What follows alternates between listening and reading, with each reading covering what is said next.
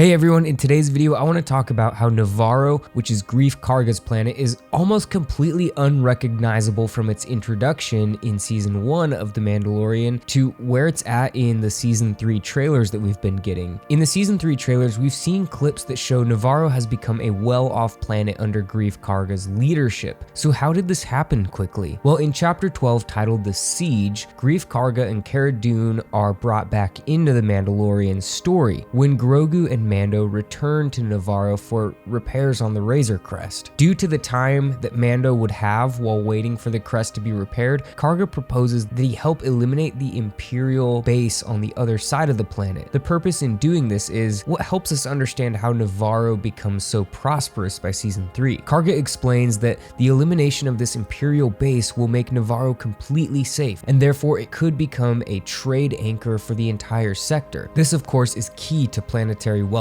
in the Star Wars galaxy, being able to trade with other systems. Navarro's success further reinforces the idea that planets under Imperial control suffered because all of their trade, resources, and even labor was given first to the Empire. At this point in the Galactic Civil War, the New Republic is winning the war within the core worlds and the mid-rim planets, but the outer rim is ripe with Imperial remnants. This is how the First Order was able to go undetected until they posed a real threat. So why does this matter in the Mandalorian story? Well, I think that Grief Karga's success in turning Navarro around may have created some enemies. If you think back to what it was in Season 1, Navarro was a hotbed for bounty hunters and criminals. Through the combined efforts of Cara Dune as Marshal and Karga as the Magistrate, they drove the criminal world off of Navarro, but I think they may return. This could perhaps be where this gang of aliens comes from that we see in some of the trailers. Perhaps they see that Navarro has become a prosperous asset and they're looking to capitalize on it, or perhaps they're simply just seeking revenge. This is likely why Grief wants Mando and Grogu to stay on Navarro to help with this problem. One way or another, they're going to have to explain Cara Dune's absence,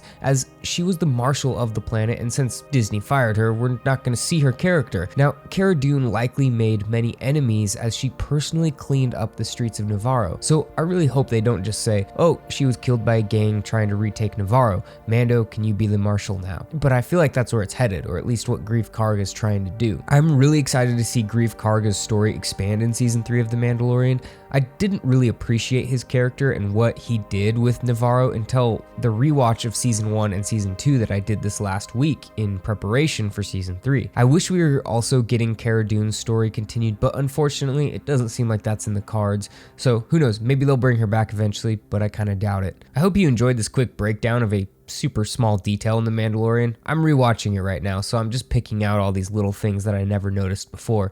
Anyways, I hope you have a great rest of your day, and may the Force be with you.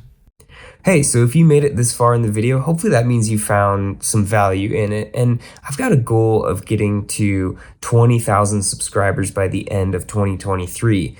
And we're so close to 9,000. So if you haven't, hit subscribe and stay up to date on all the Star Wars content I'm doing. Right now, I'm on track to be doing daily uploads, and I am really working to give you the best Star Wars content that I can do. One of the things that I really value about my channel and my contribution to the Star Wars community, or at least my goal, is I really want it to be a channel that is about Star Wars and about dissecting and enjoying the lore and the world of Star Wars. There's Star Wars channels that are about the news and the corporate side of Star Wars. So, they're going to be making videos about what Disney is doing and who needs to be fired and who needs to be hired and all that stuff. And then there's Star Wars channels that talk about Star Wars. And that's always been my goal, to be one of those channels that just talks about Star Wars and focuses on that. I'll share my opinions if I don't like something, but